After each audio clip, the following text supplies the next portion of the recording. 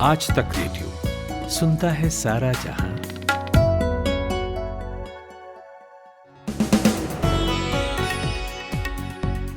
नमस्कार, मैं हूं जमशेद कमर सिद्दीकी। तारीख है 5 अक्टूबर, दिन है मंगलवार और आप सुन रहे हैं आज तक रेडियो का डेली इवनिंग न्यूज एनालिसिस दिन भर। आज देश दुनिया की किन खबरों पर रहेगी नजर, बिना देर किए फटाफट बता देता हूं। तो बात आज सबसे पहले लखीमपुर खीरी की, जहां हिंसा का मामला शांत होता तो नहीं दिख रहा। आज तो कई वीडियोस वायरल हुए, गिरफ्तारी में देरी पर सवाल उठ रहे हैं, तो उधर प्रियंका गांधी के फिर से लखीमपुर जाने की भी चर्चा है। ऐसे कई मेजर अपडेट्स पर बात होगी। इस बीच पीएम मोदी भी आज यूपी में है। 75 परियोजनाओं की लॉन्चिंग हुई है, बताएंगे डिटेल में इन लॉन्चिंग्स के बारे में। फिर बात होगी भारत बायोटेक की कोरोना वैक्सीन कोवैक्सीन पर। आज डब्ल्यूएचओ की तरफ से इमरजेंसी अप्रूवल मिलने वाली है, तो बताएंगे आपको इसके फायदे क्या होंगे। ऑकस डील विवाद के बाद भारत में बहस छिड़ी है कि इंडियन नेवी को न्यूक्लियर सबमरीन का इस्तेमाल करना चाहिए या नहीं। हालांकि भारतीय हालात ये कहते हैं कि भारत को न्यूक्लियर और डीजल इलेक्ट्रिक सबमरीन दोनों का इस्तेमाल करना होगा। क्या वाकई ऐसा है, बताएंगे। लेकिन सबसे पहले आज दिन भर की हेडलाइंस लेकर आई हैं खुशबू, वो सुनिए।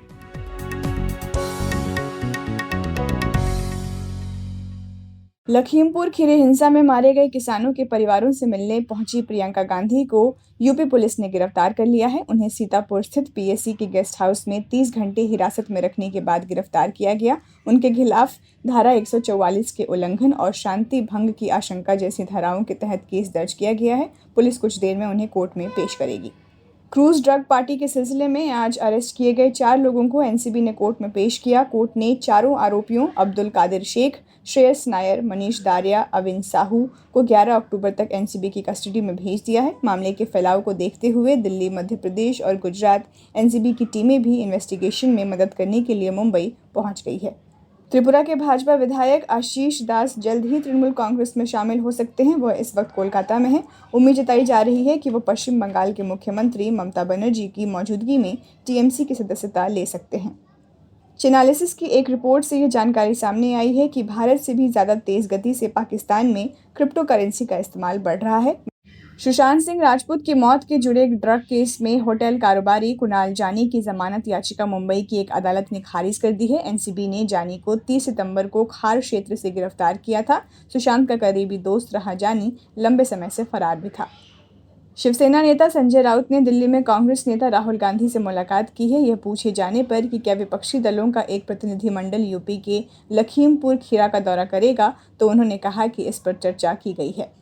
इजराइल के वैज्ञानिकों ने एक ऐसी खोज की है जिससे ब्रेन कैंसर के इलाज के लिए बड़ी कामयाबी मिल सकती है। वैज्ञानिकों ने उन कोशिकाओं की खोज की है जो पहले तो कैंसर के खिलाफ लड़ाई लड़ती है, लेकिन बाद में ट्यूमर को प्रोटेक्ट करने लगती है। ये खोज तेल अवीव यूनिवर्सिटी के रिसर्चर्स ने की है।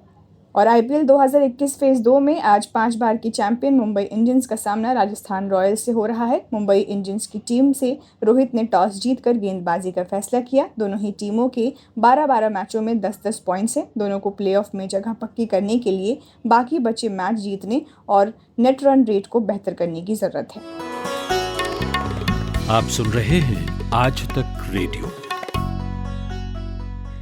किसानों की मौत प्रकरण पर उबल रहा लखीमपुर खीरी अब तक अस्थिर ही है। कहा और माना यही जा रहा था कि प्रशासन ने किसानों की मांग मान ली तो मामला शांत हो गया, पर ऐसा हुआ नहीं।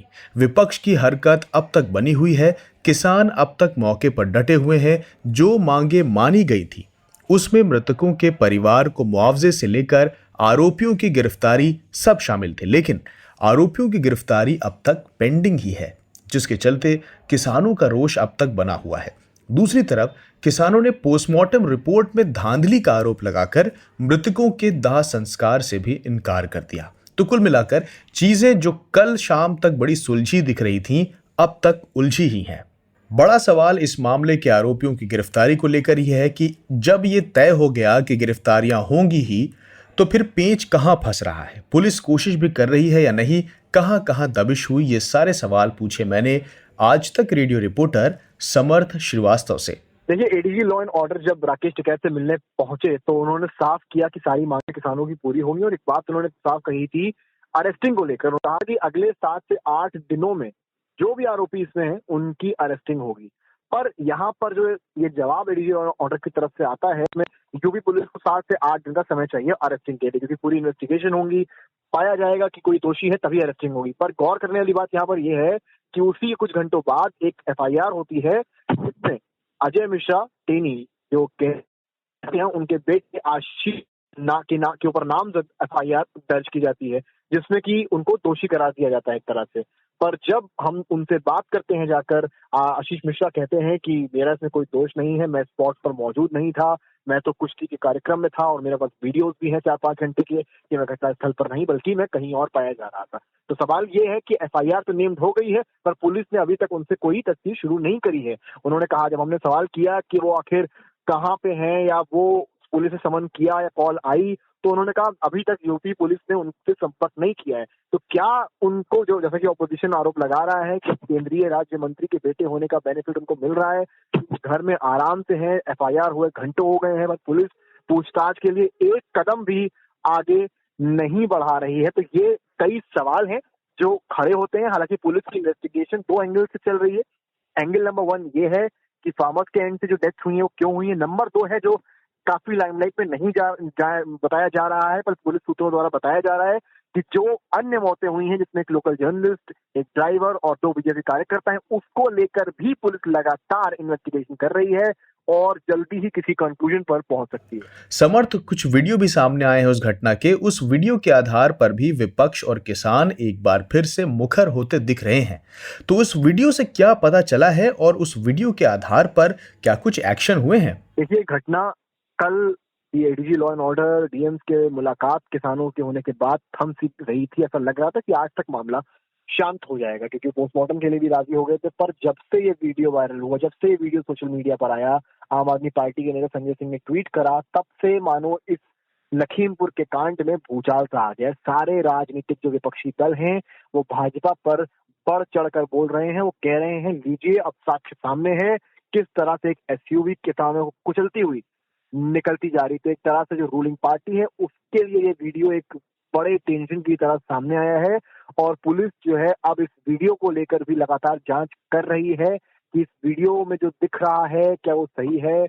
दूसरी चीज, जो किसान घायल हुए हैं, मरे हैं, उनसे भी लगातार बातचीत जो घायल है उनसे हो रही है, उनके परिवारों से हो रही है कि वो स्पॉट पर थे। पर इस वीडियो ने जो है हलचल बढ़ा दी और अब ये एक तरह से इन्वेस्टिगेटिंग एजेंसीज जो है उनके रडार पर है और इसके साथ ही अब तस्दीक जो है वो आगे बढ़ रही है। इसी घटना के बाद छत्तीसगढ़ के मुख्यमंत्री भूपेश बघेल भी लखनऊ पहुंचे हैं। उन्हें भी डिटेन किया गया। उनका कहना है कि धारा 144 तो लखीमपुर खीरी में लगी है, फिर लखनऊ में उनके ऊपर बंदिश क्यों है?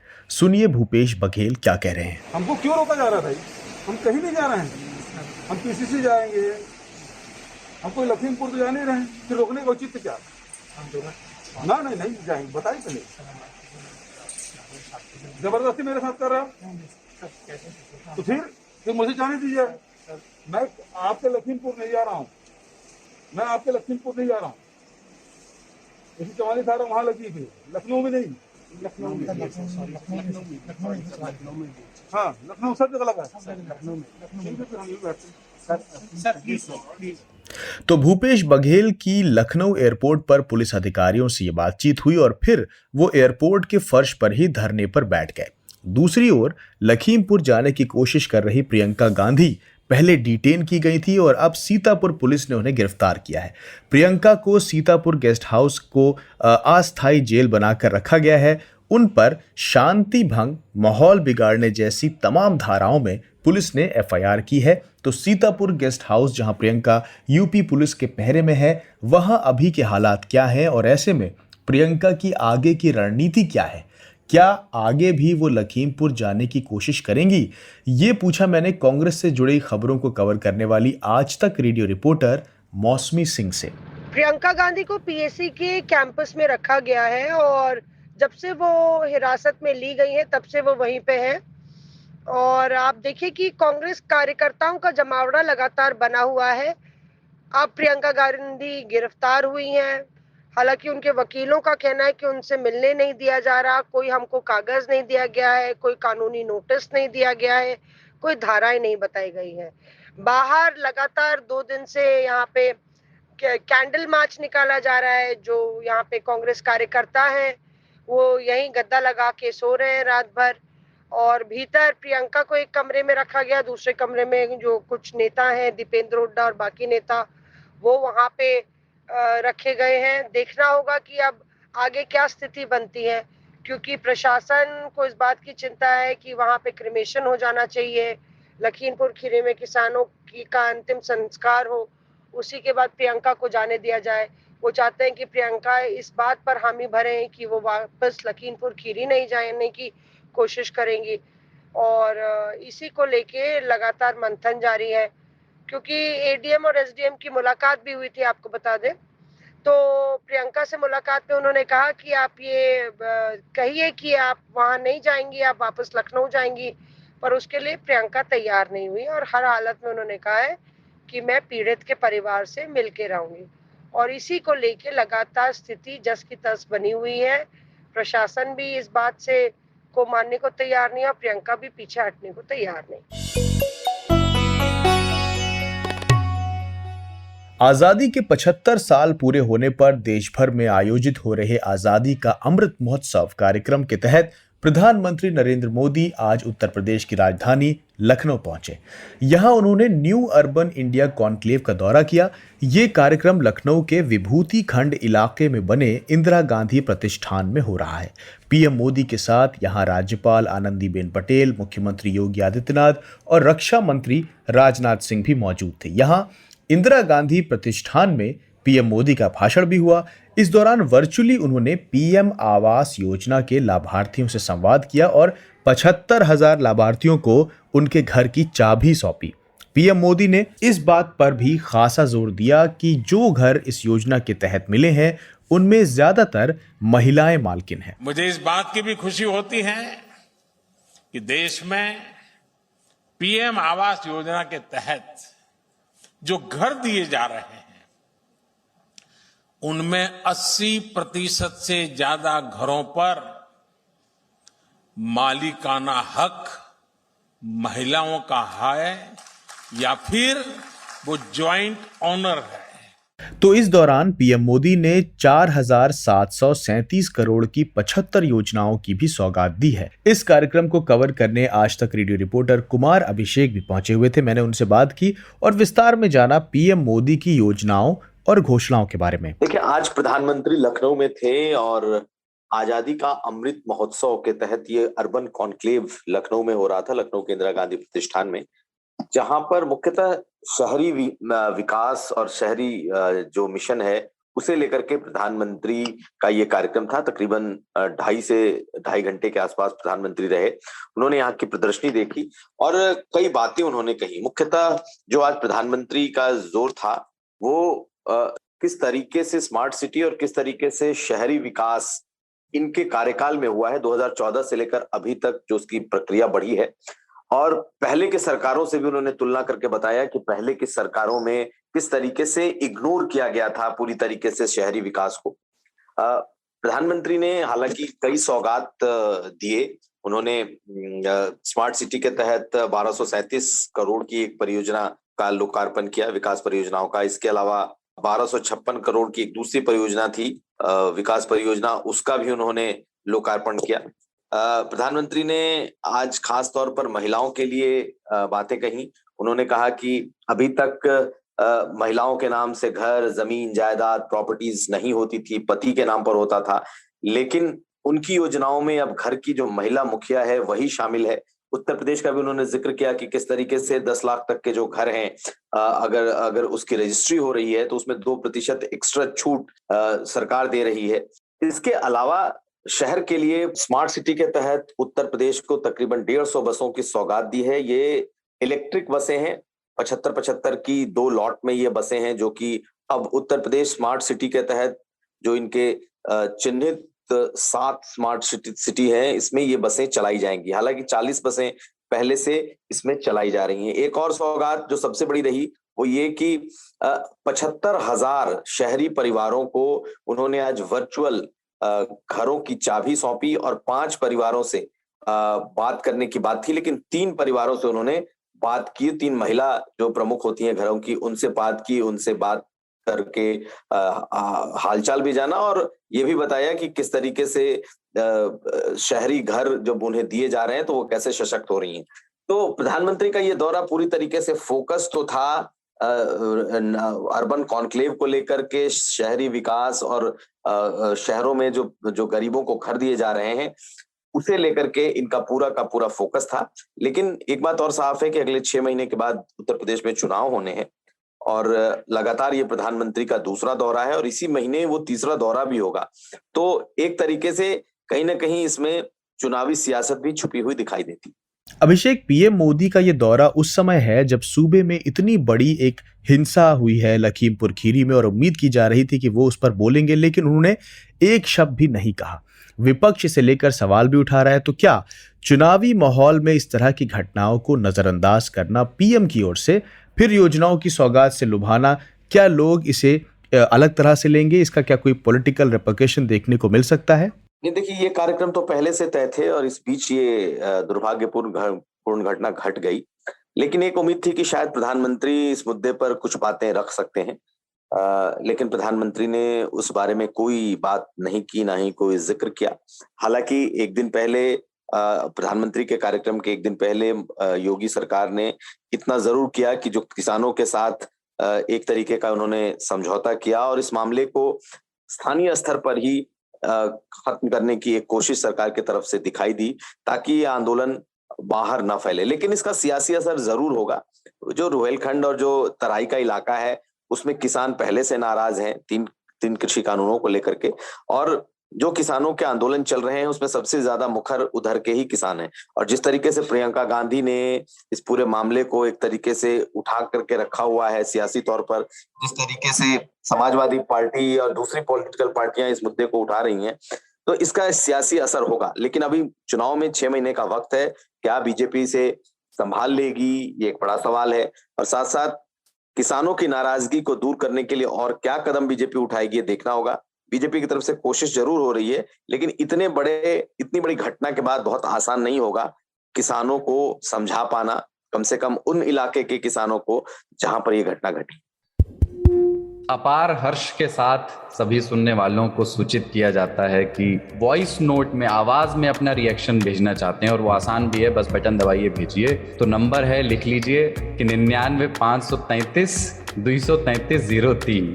जो लोग दूरदर्शन के अभ्यस्त हैं उनके लिए मैं पढ़ दूं इसको, 99-533-233-03। गुमशुदा तलाश के लेकिन ठीक है, इसमें मतलब 3 ताल का जो नंबर आपने बताया है उसमें 5 बार 3 आया है, तो याद तो बाकी 5 ही करने हैं। हाँ तीन की भरमार है इसमें। हाँ, 3 ताल में 3 की भरमार होनी भी चाहिए। भारत की पहली स्वदेशी कोरोना वैक्सीन कोवैक्सीन को लेकर आज का दिन अहम दिन है, क्योंकि कोवैक्सीन को विश्व स्वास्थ्य संगठन की strategy advisory group of expert की बैठक में आज ही मंजूरी दी जा सकती है। भारत बायोटेक की तरफ से विकसित की गई कोवैक्सीन अभी तक विश्व स्वास्थ्य संगठन की इमरजेंसी यूज लिस्टिंग में अपनी जगह पक्की नहीं कर पाई। हालांकि भारत बायोटेक ने कई महीने पहले ही इसको लेकर अप्लाई कर दिया था और ज़रूरी डॉक्यूमेंट्स भी जमा कर दिए थे, लेकिन कभी कुछ डेटा डॉक्यूमेंट्स की कमी की वजह से इसे टाला जा रहा था, जिसकी वजह से कई परेशानियां एक्सपोर्ट के लेवल और वैक्सीनेशन प्रोसेस में आती रहीं। ये बैठक करीब 5 बजे से शुरू हुई। भारत बायोटेक इस संबंध में आज एक प्रेजेंटेशन भी देगा। चर्चा के लिए 90 मिनट का समय दिया गया। तो इस बार कोवैक्सीन के पास कौन से डॉक्यूमेंट्स हैं जिसकी वजह से उम्मीद है कि मंजूरी की राह आसान हो जाएगी, पूछा मैंने इंडिया टुडे टीवी में डेप्यूटी एडिटर स्नेहा मोरदानी से, जो हेल्थ से जुड़ी खबरों पर नजर बनाए रखती हैं। इस समय कोवैक्सीन की मीटिंग भारत बायोटेक की स्टार्ट हो चुकी है। वर्ल्ड हेल्थ ऑर्गेनाइजेशन उससे असेस कर रही है। 90 मिनट कंपनी को दिया गया है और WHO के रिप्रेजेंटेटिव्स को दिया गया है इसकी डेटा को एनालाइज करने के लिए। पहले असेसमेंट ऑफ एविडेंस होगा, पहले कंपनी प्रेजेंटेशन होगी, उसके बाद असेसमेंट ऑफ एविडेंस होगा और ड्राफ्ट रिकमेंडेशंस जो कि सेज हैं उस ग्रुप के, WHO के उस ग्रुप के आएंगे। Efficacy data, GAVSC safety review, ये भी 2 जो चीजें हैं वो एजेंडा में है। जाहिर है कि थ्रेडबेयर इस पर आज डिस्कशंस होंगी, लेकिन ये जरूरी नहीं है कि आज एक फाइनल डिसीजन अप्रूवल के लिए कोवैक्सिन की आज ही आ जाए। इसके चांसेस हैं कि ये अप्रूवल शायद बाद में आए, लेकिन WHO का ये कहना है कि टाइमलाइन वो अक्टूबर तक ही देख रहे हैं और अक्टूबर के महीने में ही इसकी अप्रूवल आने की चांसेस बहुत ज्यादा हाई हैं। अच्छा स्नेहा, कोवैक्सीन को अगर मंजूरी मिलती है तो 5 अहम फायदे कौन से होंगे?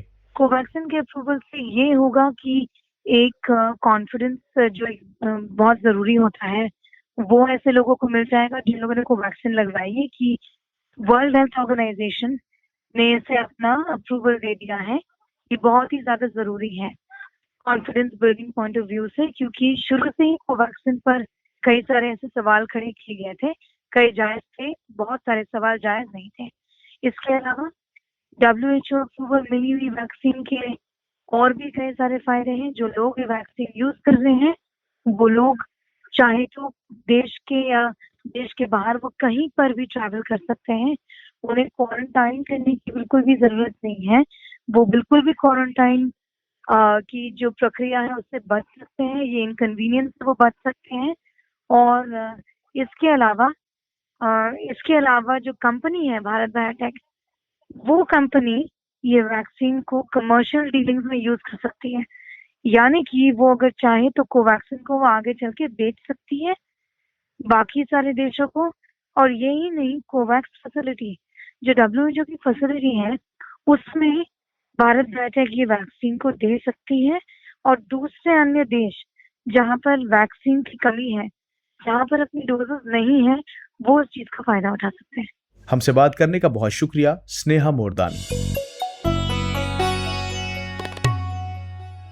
चलिए अब टाइम है थोड़े से फ्लैशबैक में जाने का। कुछ समय पहले ऑस्ट्रेलिया, अमेरिका और ब्रिटेन के बीच में न्यूक्लियर सबमरीन को लेकर समझौता हुआ, जिसके बाद ऑस्ट्रेलिया ने फ्रांस की इलेक्ट्रॉनिक सबमरीन्स वाली डील को टाटा बाय बाय करके US UK से हाथ मिला लिया। जब इस मामले को लेकर फ्रांस ने हाय तौबा मचाई तो ऑस्ट्रेलिया ने साफ शब्दों में कह दिया कि उन्हें डीजल इलेक्ट्रिक नहीं बल्कि न्यूक्लियर सबमरीन की जरूरत है। अब इंडियन नेवी ने भी अपने पावर का ड्यूअल प्रमोशन करने का मन बनाया है। कहा जा रहा है कि इंडियन नेवी डीजल इलेक्ट्रिक और न्यूक्लियर सबमरीन का इस्तेमाल करने वाली है, पर सवाल तो यह है आखिर कि इन दोनों सबमरीन्स में अंतर क्या है और कौन किससे बेहतर है, किसमें कितनी काबिलियत है कि समंदर में दुश्मन के दांत खट्टे कर दे। ये जानने के लिए मैंने बात की आज तक के नेशनल ब्यूरो में एडिटर और डिफेंस से जुड़ी खबरों पर नजर रखने वाले मंजीत नेगी से। देखिए, निश्चित तौर पर वर्तमान हालात में न्यूक्लियर सबमरीन को बेहतर माना जाता है क्योंकि उसकी एंड्योरेंस ज्यादा होती है, यानी कि बहुत देर तक 3 महीने से 6 महीने तक समंदर के गहराई में रह सकता है बिना बाहर आए हुए, क्योंकि वो न्यूक्लियर फ्यूल से चलता है। जहां तक जो कन्वेंशनल जो सबमरीन हैं जो डीजल या पेट्रोल से चलती हैं, क्रूज, उसमें तमाम तरह की दिक्कतें हैं। वो ज्यादा लंबे समय तक नहीं रह सकता, तेल की खपत ज्यादा होती है, और क्योंकि अब दुनिया में जिस तरह से न्यूक्लियर फ्यूल की तरफ आगे बढ़ा जा रहा है, क्योंकि वो ज्यादा देर तक काम कर सकता है, उसमें एक तरह से पैसे की बचत है। तो ये तमाम ऐसे मुद्दे हैं जिनको लेकर अब जो बड़े महाशक्तियां हैं वो परमाणु पनडुब्बी की तरफ जा रही हैं। भारत भी उस दिशा में काम कर रहा है, लेकिन और जहां तक जो इलेक्ट्रिक या हम जो फ्यूल से चलने वाली सबमरीन हैं, वो लंबे समय से पिछले तमाम देश हैं, भारत समेत जो देश, चाहे अमेरिका हो चाहे रूस हो, हमारी सबमरीन अभी तक जो हमारे पास पारंपरिक सबमरीन है वो ज्यादातर रूस से आई हुई हैं।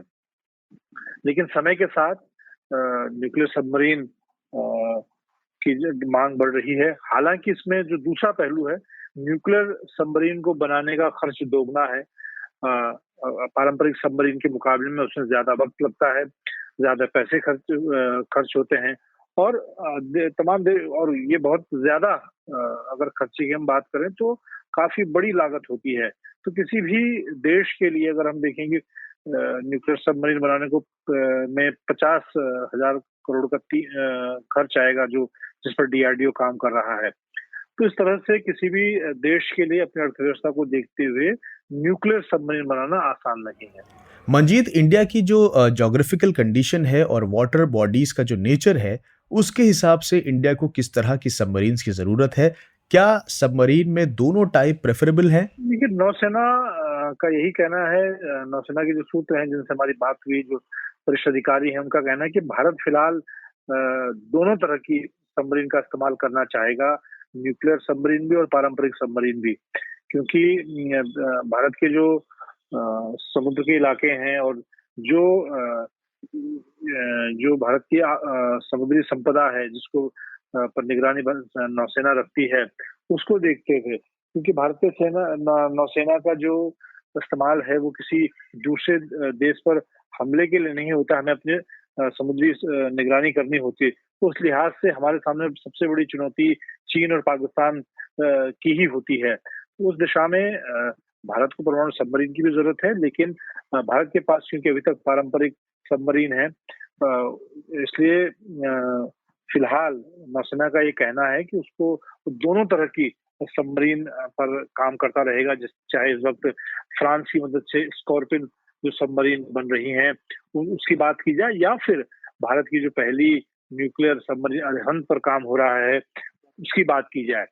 हालांकि अभी तक भारत सबमरीन को लेकर आत्मनिर्भर नहीं रहा है, भारत को विदेशों से ही सबमरीन लेनी पड़ी है, लेकिन अब कोशिश की जा रही है कि सबमरीन के क्षेत्र में भी, पनडुब्बी के क्षेत्र में भी भारत आत्मनिर्भरता की बढ़े, और इसी दिशा में काम हो रहा है। लेकिन भारत की जो समुद्र की भौगोलिक स्थिति है उसको देखते हुए नौसेना की कोशिश यही और कहना भी यही है कि वो दोनों तरह के सबमरीन पर काम करता रहेगा। अच्छा, फिलहाल भारत में न्यूक्लियर सबमरीन की क्या हालात हैं?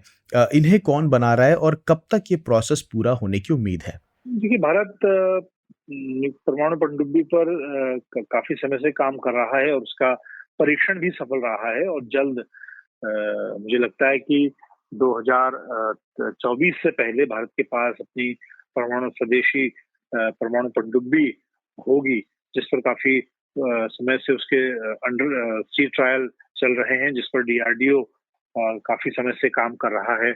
और हालांकि परमाणु सबमरीन, न्यूक्लियर सबमरीन को लेकर भारत और भारत सरकार या DRDO बहुत ज्यादा जानकारी मीडिया को उपलब्ध नहीं कराती है, लेकिन हमारी जानकारी के मुताबिक इसके जो सी ट्रायल रहे हैं अरिहंत के, वो काफी सफल रहे हैं, और बहुत जल्द जो पहली परमाणु पनडुब्बी है देश में बनी हुई, वो तैनात हो जाएगी, भारतीय नौसेना के बेड़े में शामिल हो जाएगी। शुक्रिया मंजीत नेगी।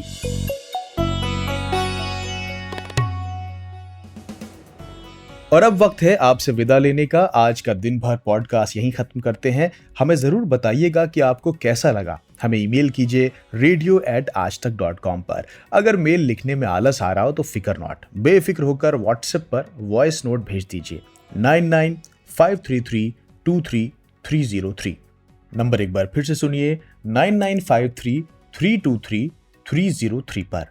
आज का दिन भर प्रोड्यूस किया है खुशबू कुमार ने और साउंड मिक्सिंग की है अमृत रेगी ने। मेरा नाम है Jamshed Qamar Siddiqui. Stay safe, stay connected. मिलते हैं आपसे कल। सुनते रहिए आज तक रेडियो। नमस्कार।